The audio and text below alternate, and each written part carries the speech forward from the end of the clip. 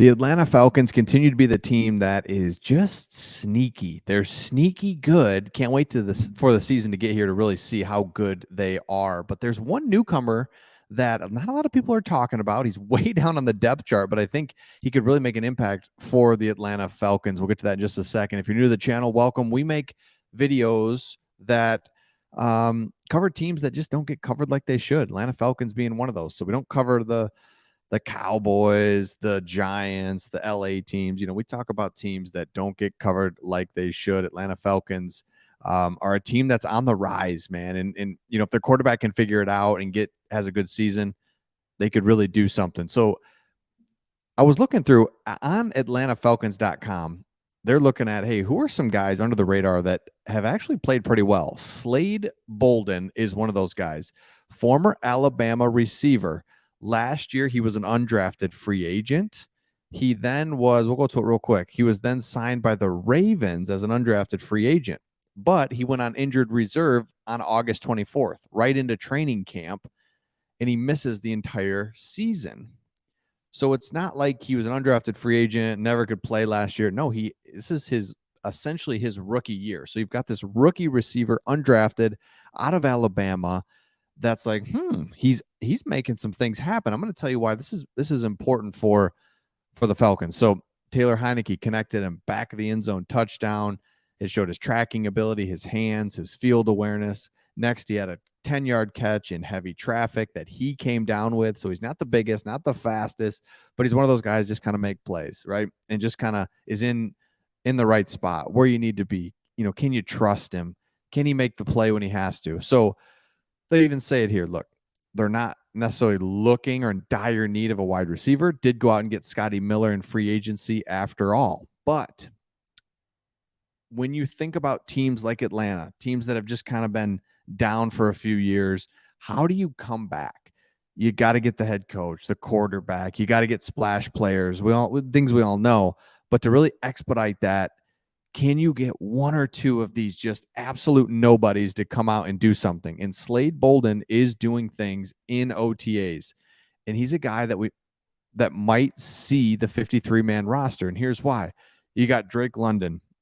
I know a lot of Atlanta Falcons fans are high and low on him, want to see him do something this year. Mac Hollins, Scotty Miller, like that. Kaderil Hodge, Frank Darby. So you start looking at the depth at wide receiver, and he could emerge, and you have to have somebody out of this list really emerge. So let me know, Atlanta Falcons fans, at wide receiver, how do you feel? Because I love where you're at with running back, of course. I love tight end, love the offensive line.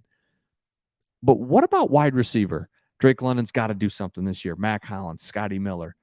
But who's going to emerge out of this group right here?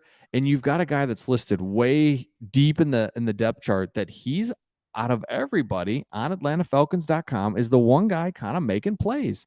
He's making plays. And again, he's a rookie essentially, right? Because last year, throw it away because of injury.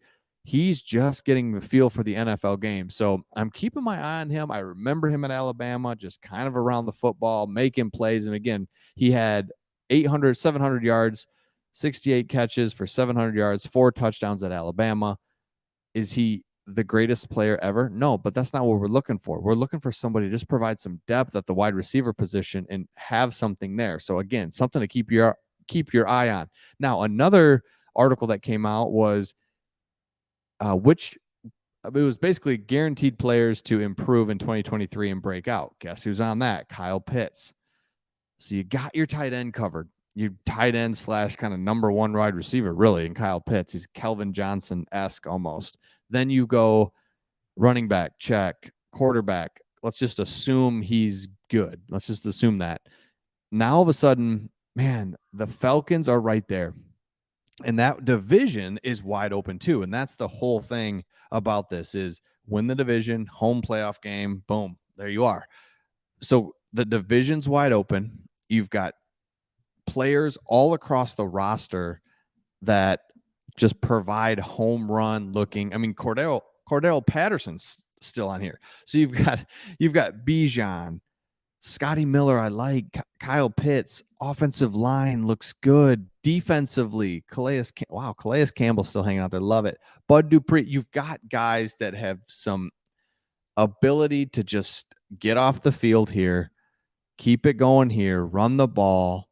Kyle Pitts, you can see the formula for the Atlanta Falcons to be good. And so there's guys all over their roster that it's like, who's going to emerge? Who's going to come out of this and really give them their final 53-man roster? You start looking around, man, this roster is not bad, and the division's wide open. That's the biggest takeaway, and that's the same for the Detroit Lions. And there's some certain, there's other teams around the league, and look, everybody else in the NFC South saying the same thing, is like the division's wide open. You got to win the division. Like, I'm not telling you anything you don't know. Win the division, home playoff game, and now you're rolling. Whereas, man, there's some of these other divisions, especially in the AFC, tough, right? Just tough. Bills, Cincinnati, Chiefs, go out west, the Chargers. I mean, there's tough divisions, and then there's not tough divisions. And hey, take advantage of it and roll with it. So let me know your thoughts in the comments about the Atlanta Falcons and whether or not they can make a push, who you like at wide receiver, how you feel about the wide receiver room, and we'll see all of you on the next one.